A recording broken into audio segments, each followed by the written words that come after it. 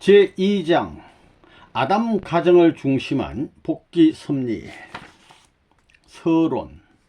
원리 본체론 후편에서는 하나님이 중심 인물을 세워 복귀 섭리를 하시는데 중심 인물들은 그 뜻을 어떻게 대했는가, 어떻게 해서 성공하고 어떻게 해서 실패했는가를 고찰해 봅니다.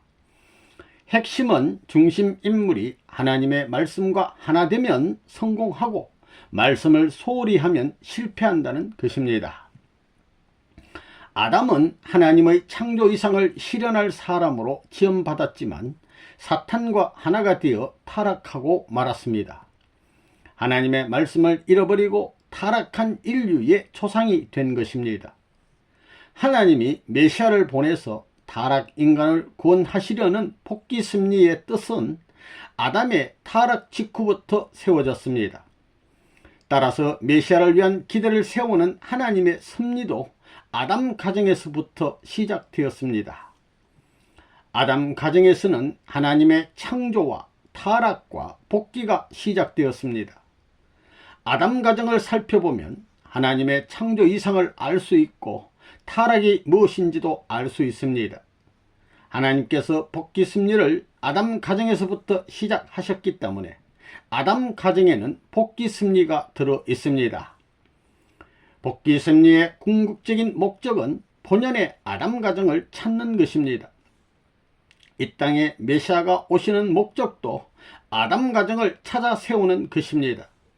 그러므로 복귀 원리에서는 아담 가정을 확실히 알아야 합니다.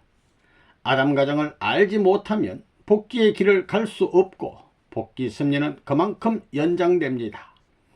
아무리 연장되고 반복되더라도 본연의 아담 가정을 찾지 않으면 복귀 섭리는 끝나지 않습니다.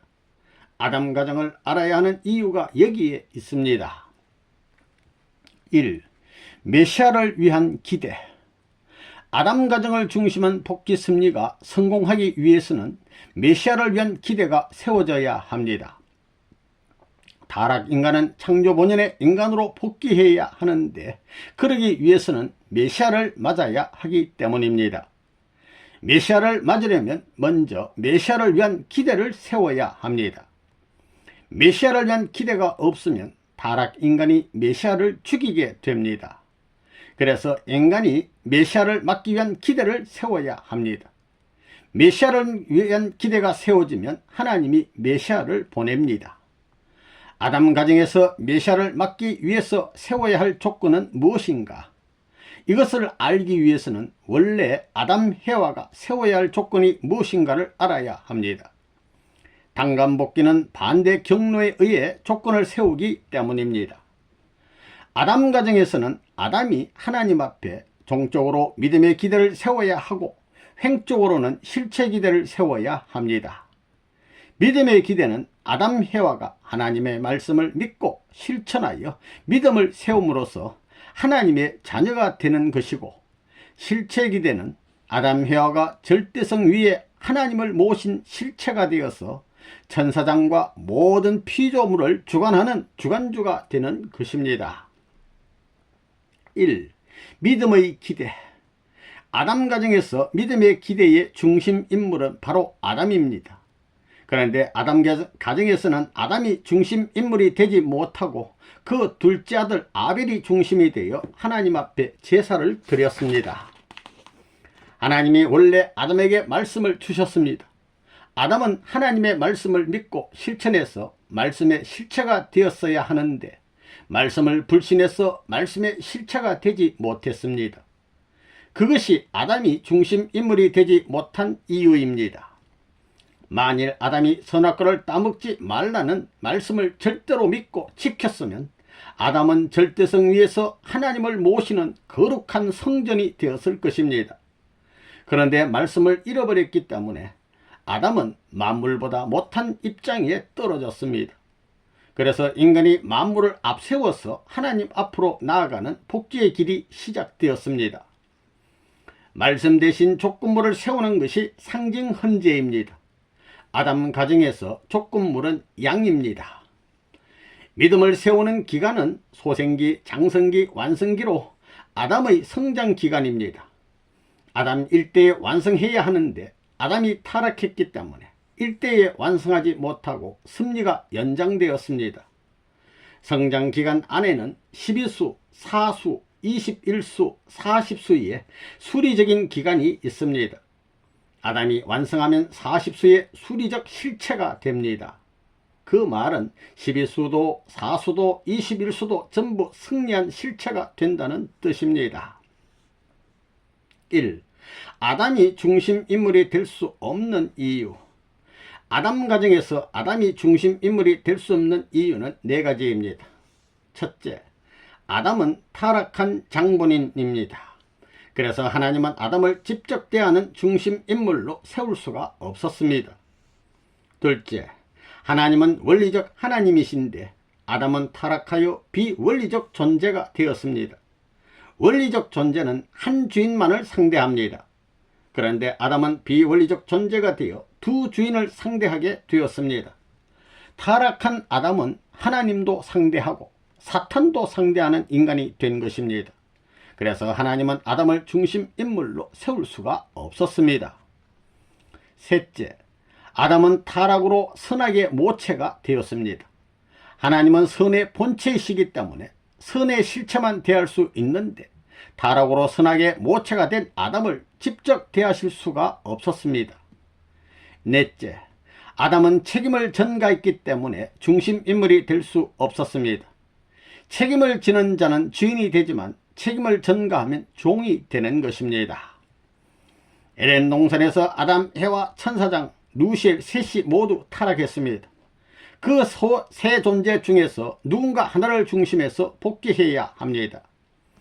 창세기 3장 11절 이하를 보면 하나님은 아담을 먼저 불러 내가 너더러 먹지 말라 명한 그 나무 실과를 너가 먹었느냐고 하고 묻습니다. 그런데 아담은 하나님이 주셔서 나와 함께 하게 하신 여자 그가 그 나무 실과를 내게 주므로 내가 먹었나이다 라고 대답합니다. 아담은 책임을 지는 것이 아니라 해와에게 책임을 전가했습니다. 하나님이 해와에게 너가 어찌하여 이렇게 하였느냐 라고 묻자 해와는 뱀이 나를 깨므로 내가 먹었나이다 라고 대답합니다. 해와도 타락한 책임을 뱀에게 전가했습니다. 결국 뱀이 책임을 져야 한다는 것이었습니다. 하나님이 아담 해와의 타락을 아시면서도 물어보신 것은 그들로부터 자신이 책임지겠다는 말을 듣고 싶었기 때문입니다. 아담과 해와 둘 중 하나가 제가 책임을 지겠습니다 했다면 하나님의 복귀 섭리는 아담 가정에서 완성되었을 것입니다. 그런데 아담 가정의 중심인 아담 해와가 책임을 다 전가해 버렸습니다. 그래서 결국에 종인 천사장이 타락한 세계 전체의 주인이 되어버린 것입니다. 당시 아담 해와는 타락만 했을 뿐 아직 자식도 없었고 나쁜 짓을 행한 적도 없었습니다. 그들 스스로가 하나님의 말씀을 받들었다면 복귀 섭리를 위한 탕감 조건은 아담 가정에서 쉽게 세울 수 있었을 것입니다. 그런데 책임을 전가했기 때문에 그들은 중심인물이 될 수 없었습니다. 이 선악 분립의 역사. 아담 해와가 타락으로 선과 악의 모체가 되었기 때문에 하나님도 대할 수 있고 사탄도 대할 수 있는 중간 위치에 있었습니다. 하나님이 역사하기 위해서는 선과 악의 중간 위치에 있는 아담을 쪼개어 선악을 분립해야 합니다. 그렇다면 아담을 어떻게 쪼갤 것인가가 문제입니다. 쪼개면 아담은 죽습니다. 그래서 아담의 아들들을 선편과 악편으로 분립하는 것입니다. 아담은 첫째 아들 가인과 둘째 아들 아벨을 낳았습니다. 이 두 아들로 아담 대신 분립하게 됩니다. 분립 방법은 해와의 타락 경로에 따라 선편과 악편으로 가르는 것입니다. 그것은 해와가 타락하여 아담을 타락시켰고 아담이 타락해서 선악의 모체가 되었기 때문입니다. 해와의 타락 경로를 놓고 볼 때 해와는 먼저 종인 천사장과 관계를 맺었습니다. 해와가 인류 역사상 처음으로 사랑한 것이 종과의 사랑입니다. 해와가 첫사랑을 맺은 것은 비원리적 상대였습니다. 하나님이 해와를 지은 것은 천사장과 사랑하라는 뜻이 아닙니다. 그들의 타락은 가분한 욕망에서 비롯되었습니다. 천사장은 주인집 딸을 사랑하고 싶은 가분한 욕망을 가졌습니다. 헤어난 타락하지 않고 완성하면 하나님의 허락을 받고 선악과를 따먹게 됩니다. 그런데 때가 되기도 전에 때의 것을 바라는 헤어의 가분한 욕망과 절대 가져서는 안 될 천사장의 잘못된 욕망이 하나 되어 헤어가 타락하게 된 것입니다. 헤어가 타락하고 나서 자신의 원리적인 상대를 알게 되었고 양심의 가책을 느끼게 됩니다. 헤어는 자기 남편 될 사람이 영적인 천사가 아니라 바로 실체로 있는 아담인 것을 알게 된 것입니다. 그래서 다시 아담과 같이 하나님 앞에 서고자 하는 심정으로 아담을 유혹합니다. 헤어와의 두 번째 사랑은 이처럼 심정이 동기가 되었습니다. 그러나 헤어는 한 존재가 천사장과 아담이라는 두 존재를 동시에 사랑하게 된 것입니다. 가인과 아벨은 아담과 헤와의 사랑의 열매입니다. 첫사랑의 열매인 첫아들 가인은 첫사랑의 표시체로서 사탄 편에 세우고, 두 번째 사랑의 열매인 두 번째 아들 아벨은 두 번째 사랑의 표시체로서 하나님 편에 세웠습니다. 첫사랑을 천사장과 했기 때문에 가인을 사탄 편에 세우고, 두 번째 사랑은 원리적 상대인 남편인 아담과 했기 때문에 아벨을 하나님 편에 세운 것입니다. 그래서 성경에 장자와 차자에 대한 이야기가 자주 나옵니다. 출애굽 때 바로왕이 이스라엘 민족을 놓아주기를 한 약속을 계속 어기자 하나님께서는 장자와 가축에 처음 난 것 맏것을 전부 쳐버립니다. 장자와 동물의 맏것을 친 이유는 장자와 맏것이 사탄 편이기 때문입니다. 사탄 편 장자를 치고 나서 비로소 이스라엘 민족이 애굽에서 나왔습니다. 광야 노정에서는 하나님의 말씀을 기록한 두 석판을 담은 법궤를 메고 갔는데 장자는 법궤를 메지 못하고 하나님 편에 있는 차자격인 레위 족속이 법궤를 메고 갔습니다. 하나님은 리브가의 복중에 있는 쌍둥이 중에서 장자 에서는 미워하고 동생 야곱은 사랑했습니다. 왜 형 에서는 미워하고 동생 야곱은 사랑했느냐? 형 에서는 사탄 편에 세우고 동생 야곱은 하나님 편에 세웠기 때문에 하나님은 사탄 편에 세운 에서를 사랑할 수 없었습니다. 하나님이 에서를 사랑하면 사탄은 야곱을 사랑하려고 한다는 것입니다. 하나님이 에서를 미워하고 야곱을 사랑한 것은 예정된 것이 아닙니다. 복귀 심리 역사의 프로그램을 맞추기 위해서 그런 것입니다. 복귀 노정은 둘로 쪼개는 사탄 분립의 역사입니다. 또 야곱이 나이가 많아서 요셉의 아들인 에브라임과 므낫세를 축복해 주려고 불렀습니다. 에브라임과 므낫세를 앞에 놓고 축복을 했는데 그때 오른손과 왼손을 엇바꾸어 오른손을 차자 에브라임의 머리에 얹고 왼손은 장자 므낫세의 머리에 얹었습니다. 동생의 머리에 오른손을 얹고 형의 머리에 왼손을 얹은 것은 오른손은 하나님 편을 상징하고 왼손은 사탄 편을 상징하기 때문입니다. 창세기 4장을 보면 아벨은 양을 치면서 살았고 가인은 농사를 지으면서 살았습니다. 그 둘은 각자 자기의 소산으로 하나님께 제사를 드렸습니다. 그런데 하나님께서 아벨의 제물은 받으시고 가인의 제물은 받지 않으셨습니다. 3. 아벨의 제물은 받으시고 가인의 제물은 받지 않으신 이유. 하나님은 분립된 차자로서 아담의 입장인 아벨의 제물은 받을 수 있고 분립된 장자로서 천사장의 입장인 가인의 제물은 직접 받을 수 없습니다. 본래 아들인 아담은 직접 하나님께 나아갈 수 있지만 종인 천사장은 직접 하나님께 나아갈 수 없게 되어 있기 때문입니다. 많은 기독교인들은 가인은 곡식을 가지고 정성 없이 제사를 드렸기 때문에 하나님이 그 제물을 받지 않았고 아벨은 양을 길러서 털도 뽑고 쪼개서 피도 내고 정성을 다해서 제사를 드렸기 때문에 그 제물은 받았다고 합니다. 그것은 틀린 말입니다. 하나님이 분립해 놓은 실체인 장자는 사탄 편에 세웠고 실체로 분립된 차자인 아벨은 하나님 편에 세웠기 때문에 아벨의 제물만 받은 것입니다.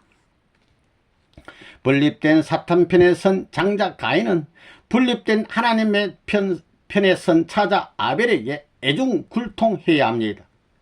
천사장이 아담에게 애중굴통하지 못했던 것을 가인은 아벨에게 애중굴통함으로써 타락성을 벗는 탕감 조건을 세워야 하는 것입니다. 천사장은 아담을 통해서 하나님 앞으로 가야 하는데 천사장이 오히려 아담을 타락시키고 주관했습니다. 우리의 몸과 마음도 가인과 아벨로 분립되어 있습니다. 몸은 가인의 입장에, 마음은 아벨의 입장에 놓여 있습니다. 따라서 사탄 편의 입장에 있는 몸은 하나님 편에 있는 마음을 통해서 하나님 앞으로 가야 합니다. 그런데 타락한 세계는 몸이 마음을 끌고 다닙니다. 우리 몸이 마음을 끌고 다니는 것을 탕감복귀하려면 몸이 마음을 따라가야 합니다. 올바른 신앙길은 가기가 쉽지 않습니다. 몸을 치고 힘들게 해서 하나님을 향한 마음이 더 강해질 수 있도록 만드는 것이 신앙길입니다. 신앙인들이 고행을 견디면서 수행하는 이유가 크기에 있습니다. 기독교를 보면 금식이나 철야를 한다든가 냉수 목욕을 하는 등 일부러 어려운 길을 택해 몸을 칩니다. 결과적으로 하나님이 대할 수 있는 마음을 강하고 담대하게 만들기 위해서입니다. 그 다음에 타락한 인간은 제물을 통해서 하나님 앞으로 갑니다. 10의 1조를 드린다든가 물질을 들여서 하나님 앞으로 가고자 하는 이유가 크기에 있습니다. 신앙자들이 제물을 앞세워서 가는 것은 타락으로 인간이 만물보다 못한 입장에 떨어졌기 때문입니다. 원래는 모두가 하나님의 것인데 타락한 인간은 전체가 10이라면 그 중에서 9은 사탄의 입장에 떨어졌고 하나만 하나님에게 남아 있습니다. 신앙길을 가는 것이 쉽지 않습니다. 우리들은 그냥 왔다 갔다 하는 것 같지만 그 자체가 정성이고 수행입니다. 그런 길을 올바르게 한번 가고 끝나는 것이 아니라 끊임없이 가야 합니다. 우리는 가다가 힘들면 쉬었다가 가자 하고 넘기고 잠도 자고 그 다음에 건강할 때 좀 하겠다 하는데 도의 길을 가는 사람들은 그렇지가 않습니다. 하나님은 그 고비를 넘기기를 바라시는 것입니다. 그것을 깨달았다면 어떤 어려움이 있더라도 극복하고 넘어가야 합니다. 자기의 육신이 고달프고 힘들다고 해서 그것을 넘지 못하면 안 됩니다. 그런 모든 것이 메시아를 위한 기대를 세우는 일입니다. 타락한 아담의 후손인 인류는 메시아를 통해서 하나님 앞으로 가게 됩니다. 하나님의 아벨의 제물을 받으신 것은 죄인들도 하나님 앞에 뜻맞게 조금만 세우면 받아주신다는 것을 의미합니다. 아벨도 원죄를 가진 죄인입니다. 그런데 아벨의 제물을 하나님이 받아주신 것은 뜻맞게 제물을 드렸다는 조건이 세워졌기 때문입니다. 뜻맞게 조건을 세운다는 말은 정성을 다해서 제물을 드린다는 말입니다. 제물이 하나님의 뜻을 위해서 쓸 수 있도록 마음을 담아서 드린다는 말입니다. 그 다음에 타락 인간이라도 하나님이 취하실 수 있는 조건이 성립되면 하나님께서는 그것을 용납하십니다. 이 실체 기대, 믿음의 기대가 세워지면 실체 기대를 세워야 합니다. 실체 기대는 천사장으로부터 들어온 타락성을 벗는 것입니다. 실체 기대의 중심 인물은 차자입니다. 실체 기대에서 실체적 조건은 조건물이 아니고 타락성을 벗기 위한 탕감 조건입니다. 실체적 조건은 어떤 물질을 드리는 것이 아니라 실체적으로 천사장이 아담에게 애중굴통하는 것입니다. 그것이 원칙인데 아담이 절대성을 지키지 못했기 때문에 천사장이 아담에게 애중굴통하지 못하고 사탄이 되어 오히려 아담 헤어를 점령해 버렸습니다. 천사장이 아담과 헤어를 타락시킨 것이 음란이었습니다. 천사장이 자기 위치를 떠나서 아담 헤어를 타락시킬 때 순간적으로 생긴 우발적인 성품이 타락성인데 그 타락성을 벗기 위한 탕감 조건은 실체 기대에서 세워야 합니다. 즉 천사장 입장에 있는 인물이 아담 입장에 있는 인물에게 애중굴통하여 타락성을 벗는 것입니다. 여기서 중요한 것은 믿음의 기대는 아버지가 세운다는 사실입니다. 아버지가 중심이 되어 믿음을 세우고 실체 기대의 중심 인물인 차자에게 그 믿음을 계승하는 것입니다. 실체 기대의 중심 인물은 차자가 중심이 되어 아버지가 세운 믿음을 계승해야 합니다. 그래야 비로소 실체 기대의 중심 인물이 되는 것입니다. 아담 가정에서는 아담이 책임을 못했기 때문에 아벨이 아담 대신 믿음의 기대를 세웠습니다. 따라서 아벨은 아담의 믿음을 계승할 필요가 없습니다. 아벨이 믿음의 기대의 중심 인물이자 실체 기대의 중심 인물이기 때문입니다. 이처럼 사탄 편에 있는 사람이 하나님 편으로 돌아가려면 반드시 어떠한 탕감 조건을 세워야 합니다. 탕감 조건을 세우려면 가인이 아벨에게 애중굴통해야 합니다. 그런데 가인은 하나님이 자기의 제물을 안 받고 동생의 제물을 받았다고 화가 나서 동생을 쳐 죽였습니다. 거기에서 인류의 투쟁 역사가 시작되었습니다. 3. 결과. 아담 가정에서 아벨의 믿음의 기대는 세워 성공했지만 가인이 아벨을 살해함으로써 실체 기대가 이루어지지 않았습니다. 그로 인해 아담 가정에서는 메시아를 보낼 수 있는 기대가 세워지지 않았기 때문에 아담 가정에서 복귀 섭리를 이루지 못하고 섭리가 연장되어 아담 가정 대신 노아 가정을 선택하게 됩니다. 아담 가정에서부터 선악의 분립 역사가 시작되었습니다. 타락한 인간이 선악의 모체가 되었기 때문에 선편과 악편으로 쪼개서 선편이 승리할 때까지 투쟁을 전개하는 것이 타락 이후의 인류 역사입니다. 그러므로 인류 역사는 선악의 투쟁사입니다. 하나님은 언제나 먼저 맞습니다. 사탄은 거짓말을 해서라도 치고 뺏어가려고 합니다. 그러나 하나님은 언제나 원리와 법도에 따라 다시 찾아오는데 원금의 이자까지 붙여서 찾아옵니다. 그래서 하늘은 맞고 뺏어오고 사탄은 치고 빼앗긴다고 한 것입니다.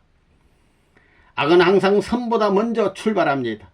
하나님 편에서는 하나님이 대할 수 있는 실체가 없었기 때문입니다. 아벨의 죽음 다음에는 노아 가정이 세워질 때까지 하나님이 대할 실체가 없었습니다. 그래서 가인이 항상 아벨보다 한 발 앞서 출발했습니다. 이 아담 가정이 보여주는 교훈. 1. 원리적 교훈. 아담 가정이 보여주는 교훈은 하나님의 뜻 성사가 인간의 책임 분담에 의해 결정된다는 것입니다. 하나님의 뜻은 절대적으로 예정된 것입니다. 그렇지만 뜻 성사 여부는 인간의 책임 분담 수행 여하에 따라서 결정됩니다. 인간 책임 분담은 하나님이 절대 간섭하지 않으십니다. 아담 히와가 선악과를 따먹을 때에도 하나님은 간섭하지 않으셨고 가인이 아벨을 죽일 때에도 하나님은 간섭하실 수 없었습니다. 그렇지만 중심인물의 뜻을 이루기 위한 책임을 못하면 대신할 중심인물을 다시 세워야 합니다. 그래서 아벨 대신 셋을 세워서 새로운 섭리를 하시게 된 것입니다. 인간 책임분담 5%이지만 인간이 책임분담을 완성하면 하나님의 책임을 완성하는 것이 되고 하나님이 소망하는 뜻도 완성하는 것이 됩니다. 하나님의 뜻은 인간을 완성시키는 것입니다. 인간의 5% 책임분담을 완성하면 하나님의 95% 책임분담도 완성되고 하나님의 뜻 100%가 완성되는 것입니다. 이 주의해야 할 교훈. 아담 가정에서 아벨은 하나님이 자기의 제물만 받았다고 절대 자만하거나 교만하거나 자랑하면 안 됩니다. 절대 온유 겸손한 마음가짐으로 가인을 위해 희생해야 합니다. 피와 땀과 눈물도 흘릴 줄 알아야 합니다. 그것이 형식적이면 안 됩니다. 그런데 아벨은 가인 앞에서 그렇게 하지 못했습니다. 아벨은 하나님께 제사를 드릴 때 하나님이 자기의 제물을 받고 가인의 제물은 받지 않자 교만해졌습니다. 언제나 자기 자신을 내세우게 되고 자기를 자랑하려고 했습니다. 또 가인을 위해서 희생하려고 하는 마음을 가져야 하는데 그런 마음을 갖지 못했습니다. 결국 아벨은 가인에게 맞아 죽고 맙니다. 아벨은 교만하지 말고 자랑하지 말아야 합니다. 언제나 온유 겸손하고 희생하는 마음을 가져야 합니다. 아벨의 책임은 가인을 절대 사랑하는 것입니다. 그 다음에 하나님의 사랑을 중보하고 실천해야 합니다. 그러므로서 가인을 자연 굴복시켜야 합니다. 아벨은 하나님으로부터 받은 사랑을 가인에게 중보해야 합니다. 형님에게 하나님의 사랑을 전해주는 것만으로는 부족하니 자기가 하나님을 사랑했던 정성까지 합해서 형님을 사랑해야 합니다. 그것이 아벨이 가인을 절대 사랑하는 것입니다. 가인은 아벨을 죽이고 싶어도 참아야 합니다. 아벨을 죽이면 순간적 화풀이는 될지 모르나 천국 가는 길이 막힙니다. 죽이면 그 순간부터 지옥으로 가는 것입니다. 또 언제나 불평불만하거나 사랑의 감소감을 갖지 말아야 합니다. 가인의 책임은 아벨에게 절대 순종 굴복하는 것입니다. 가인은 아벨을 통해서 복을 받습니다. 그래서 인내심으로 자아주관하면서 동생이 하는 일을 도와야 합니다. 3. 가인 아벨의 법도. 복귀 섭리가 완료되고 하나님의 뜻이 완성될 때까지 가인과 아벨이라는 명칭은 빠질 수 없습니다. 가인과 아벨은 아담 가정의 두 아들의 이름입니다. 그런데 이 두 이름이 아담 가정에서 끝나지 않고 인류의 타락 역사가 끝날 때까지 따라다니는 이유는 아담 가정에서부터 복귀 섭리가 시작되었기 때문입니다.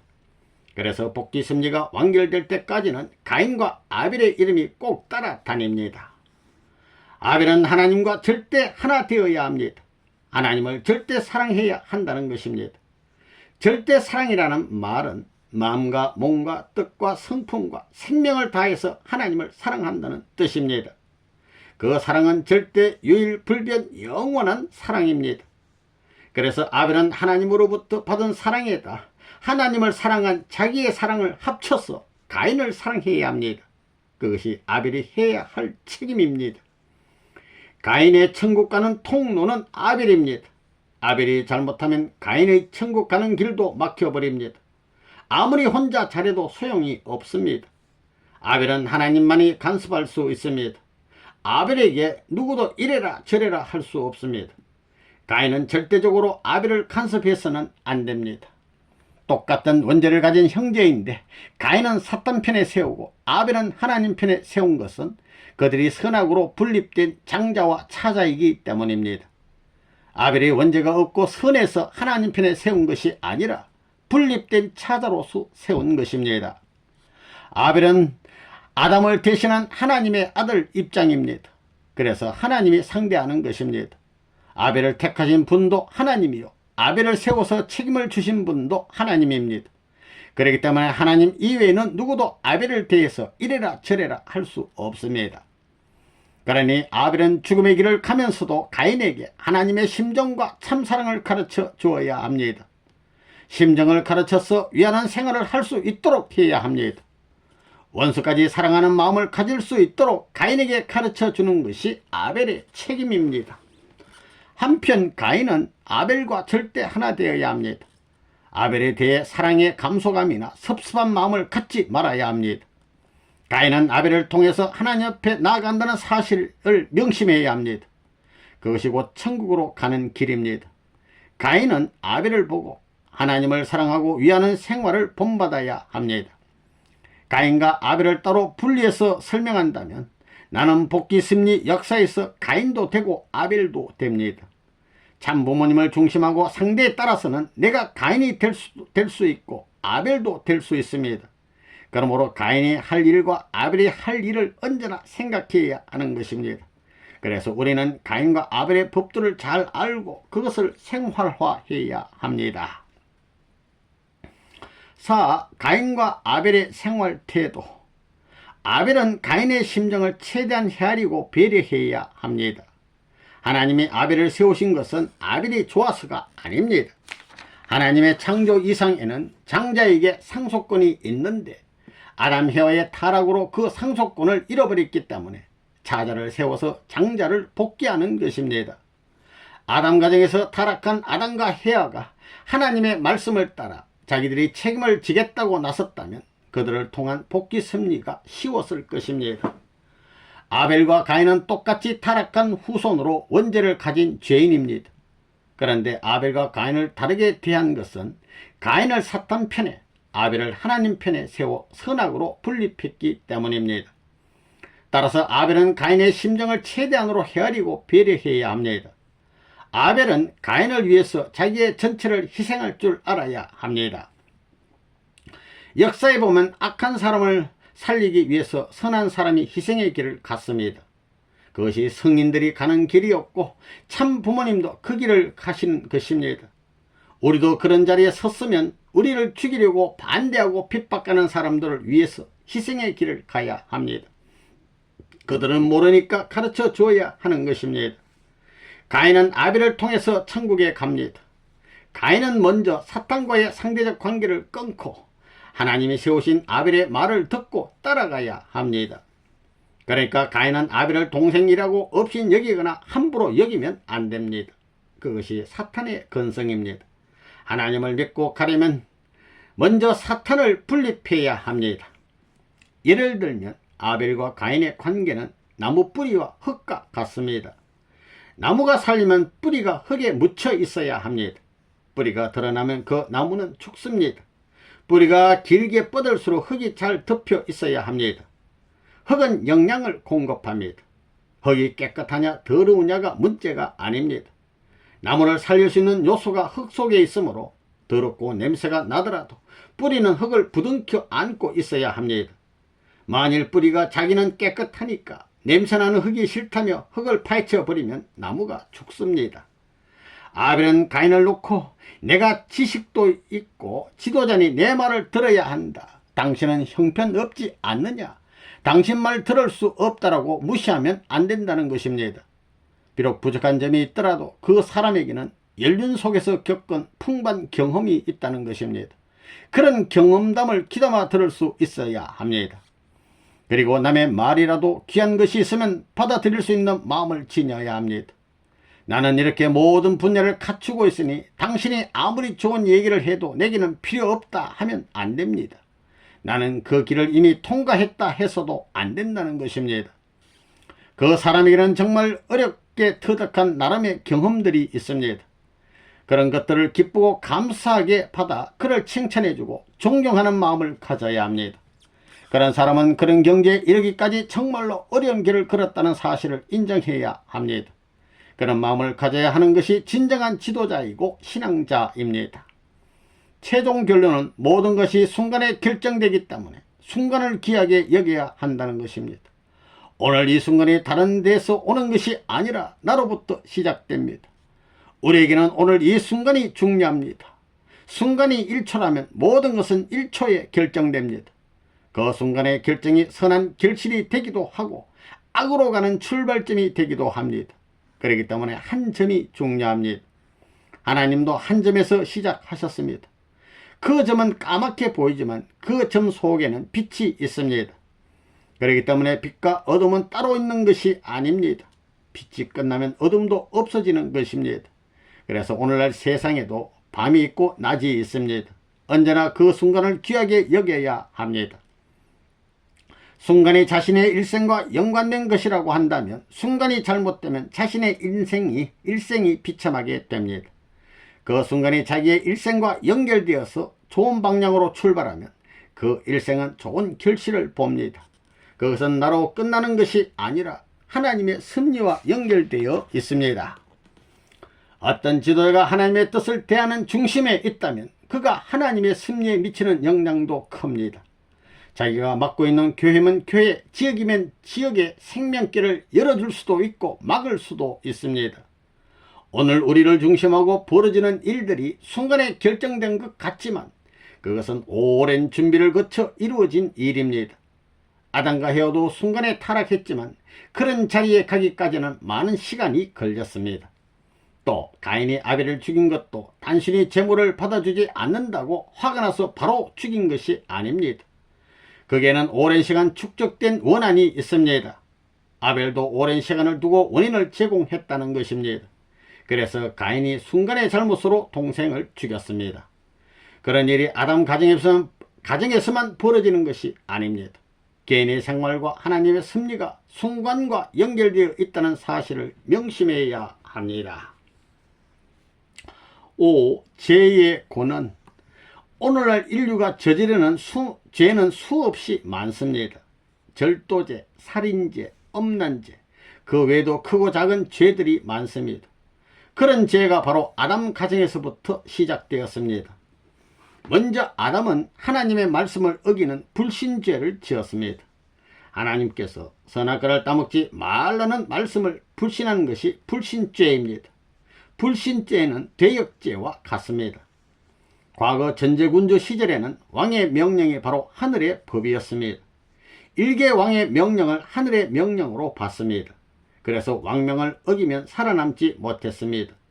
왕자로도 왕인 아버지의 명을 어기면 대역죄인이라 하여 가차없이 처벌했습니다.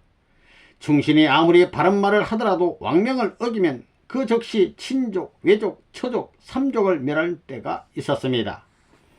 인간의 일개 왕명도 어기면 그렇게 무서운 것이 불신죄인데 하나님의 명령을 어긴다는 것은 도저히 용납할 수 없는 죄입니다. 불신죄를 절들히 소홀히 여기면 안 됩니다. 또 아담과 헤아는 하나님 말씀을 어기면서 엄난 죄를 지었습니다. 그의 자식들을 보면 형인 가인이 동생인 아벨을 죽이는 살인죄를 저질렀습니다. 그것이 아담 가정에서 부자가 저지른 죄입니다. 천사장도 아담과 마찬가지로 불신죄를 지었습니다. 주인인 하나님의 말씀을 어겼습니다. 천사장 역시 대역죄를 지은 것입니다. 그리고 거짓말죄를 지었습니다. 하나님은 따먹지 말라고 하셨는데 천사장은 헤와에게 따먹어도 좋다고 거짓말을 했습니다. 섭리의 역사에서 거짓말을 한 첫 번째 존재가 천사장 누시엘입니다. 거짓말을 하면 처음에는 잘 될 수도 있지만 나중에 비참하게 됩니다. 마지막에는 항상 진실한 사람이 승리하기 때문입니다. 천사장도 없는 죄를 지었습니다. 다시 말하면 주인집 딸을 겁탈해서 자기 사람으로 만들고 자기 몸으로 만들고 자기 아들딸을 갖게 하는 엄청난 죄를 저질렀습니다. 그리고 하나님의 거신 천주를 몽땅 도둑질해 갔습니다. 그것을 절도죄라고 합니다. 물건이 아니라 하나님의 거룩한 성전인 하나님의 아들딸을 다 도둑질해 간 것입니다. 아담 가정에서 이루어진 모든 범죄가 그대로 역사 속에 나타납니다.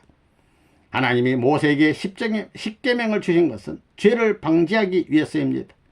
십계명을 보면 제일 중요한 계명이 하나님 외에 다른 신을 섬기지 말라, 살인하지 말라, 간음하지 말라, 도둑질하지 말라, 내 이웃에 대하여 거짓 증거하지 말라입니다.